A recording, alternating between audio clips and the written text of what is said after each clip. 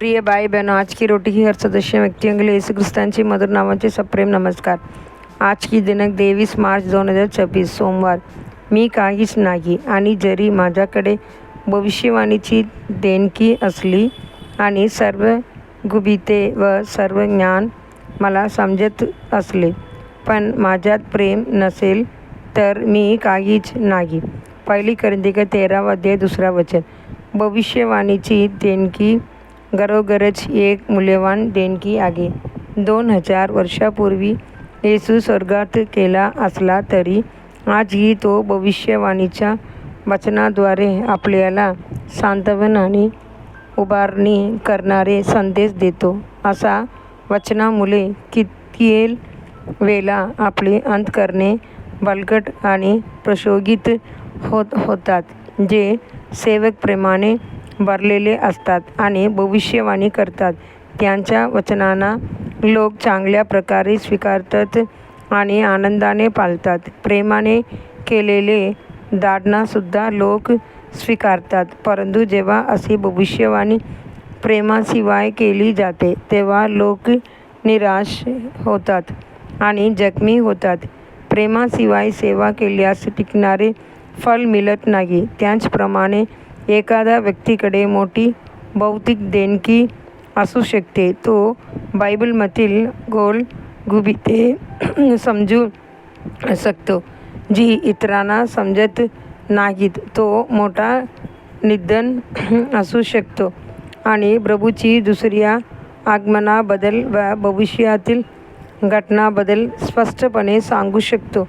तरीसुद्धा जर त्यांच्याकडे प्रेम नसेल तर त्याची काहीही उपयोग नाही. जेव्हा आपण देवासमोर उभे राहू तेव्हा आपण किती शिक्षित होतो किंवा किती देणग्या होत्या याला महत्त्व राहणार नाही. आपण दैवी प्रेमाने वागले का हेच महत्त्वाचे असेल. एखाद्याकडे कितीही देणग्या असल्या तरी प्रेमाशिवाय त्यांची हिंमत नाही. मोबाईल फोनचा विचार करा. जेव्हा आपण दूर देशात असलेल्या आपल्या मुलांशी किंवा जोडीदाराशी बोलतो तेव्हा त्यांची प्रेमळ आवाजाने आपले हृदय आनंदाने भरते. फोन प्रेम आणि आपुलकी पोचवणारे साधन बनतो, पण जर त्यांची बॅटरी संपली तर तो निरुपयोगी होतो. त्याचप्रमाणे देव भविष्यवाण्याद्वारे जणू फोनद्वारे बोलतो. भविष्यवक्ता हा देवाची मुख्य पात्र असतो.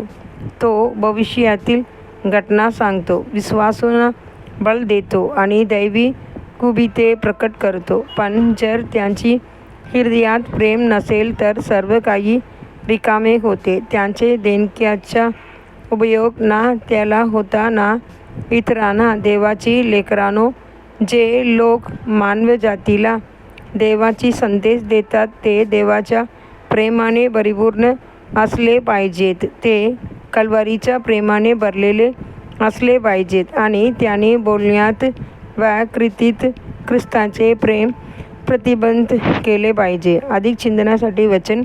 जो म्हणतो मी देवावर प्रेम करतो पण आपल्या भावाचा द्वेष करतो तो खोटारडा आहे. कारण जो आपल्या दिसणाऱ्या भावावर प्रेम करत नाही तो न दिसणाऱ्या देवावर कसा प्रेम करू शकेल. 1 योहान अध्याय 4 20 वचन. आजचे बायबल वाचन सकाळ यहोशुआ 13 अध्याय 14 अध्याय 15 अध्याय. संध्याकाळ लूक 1 अध्याय 57 वचन से 80 वचन. धन्यवाद.